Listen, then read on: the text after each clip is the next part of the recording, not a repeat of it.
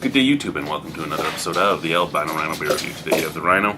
We have this beer right here. This is from Kichissippi in Ottawa. I got this off the LCBO's website.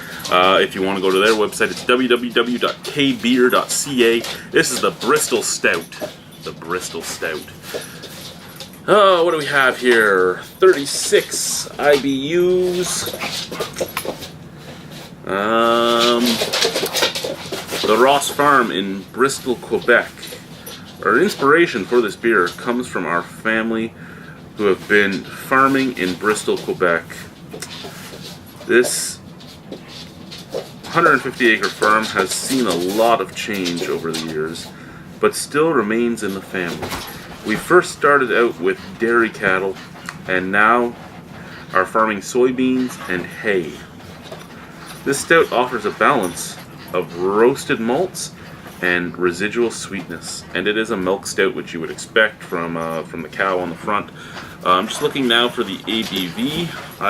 Right there, 4.8. I was gonna say I wish that, you know, maybe where you say 473 milliliters, you have the, like, half these things you're looking around, right? So I'm looking on the side. It's the IBU is here. The IBUs, the location of the brewery. Stuff like that is all back here. Then there's the story, and you're looking around. The ABV is right here in the top corner. But when you're quickly glancing, you don't see that. You're just like, hey. And it's you know, it's not even something I'm actually angry about. It's just something I've noticed. There's a lot of breweries that have their ABV fairly well hidden.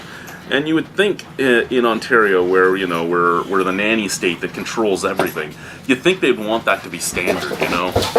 Like, the size of the bottles are basically all, the size of the bottles and cans are basically all at the same spot.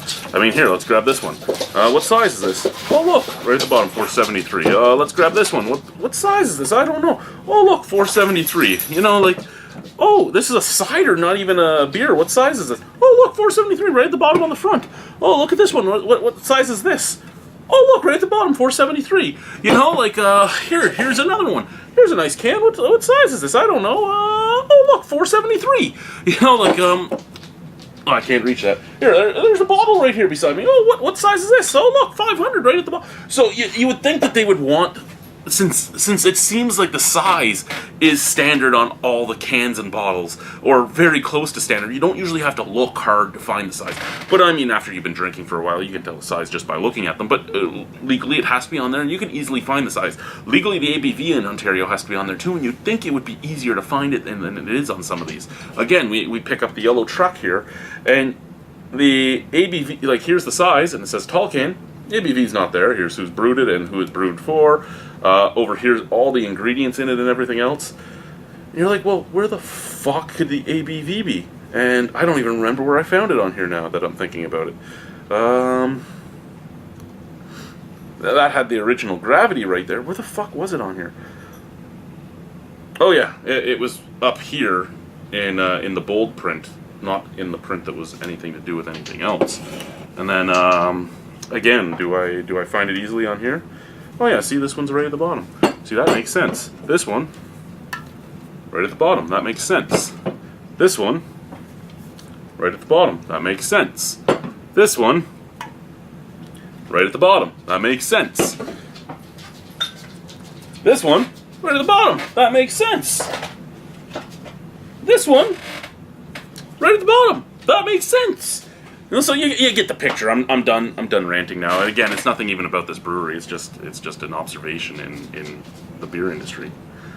So it did have some nice off-white head. It's gone now. You can see it has some viscosity, and it has some legs. It shows you where it was. So I mean, it's like, yeah, I was here. You just took too long fucking ranting, idiot albino. Beautiful, beautiful, deep ruby red. I was gonna say black while I was holding it down here. As soon as you get it up to the light, yeah, it's a ruby red. Scent? Oh, that smells divine. You know what? As much as I've been ranting, this beer smells divine. It's beautiful, beautiful, beautiful roasty malts. All like giving off just a char scent, a burnt wood, a char, just beautiful, beautiful roastiness. A nice coffee scent too, and then that beautiful sweetness at the back end. And that coffee scent mixing with the sweetness really makes it come off as like a mocha. Well, a mocha slash latte type of thing. It's just very, very, very nice. Hello. Hello, dogs. What she's doing? What she's doing? Okay, let's try this. Cheers. Oh. Medium to heavy mouthfeel. I mean, it's in between the two of them. Very light carbonation in there. Lighter than I expected, making it very creamy. The roastiness is very strong. It goes right from the beginning to the end. It comes off as both like charred wood, coffee, and tobacco. You get all three in that roasted scent.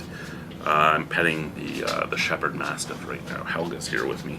Boris is walking around, paying no attention to me at the moment. As soon as he does, though, he'll be jumping up here. But yeah, so here's Helgs. Here's Helgs getting her love.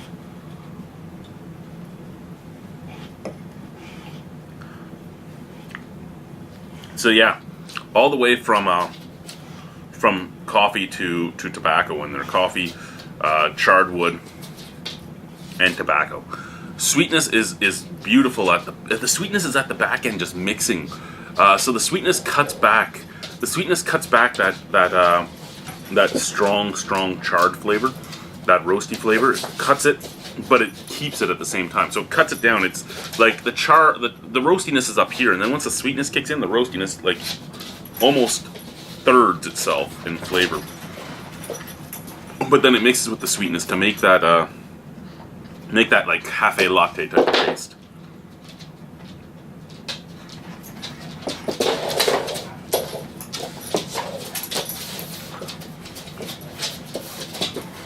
There's a tiny touch of fruitiness on the back too, and that fruitiness I'm going to suspect is coming from the yeast. All in all, I love this beer. This is a great stout. I'm going to give this an 8.75 out of 10. I really like this, and to think that it's a fairly easily accessible stout makes it even better for me. I love this thing. This is just very easy drinking. Thank you guys for watching. Have a wonderful evening. Kichissippi's Bristol Stout. Goodbye.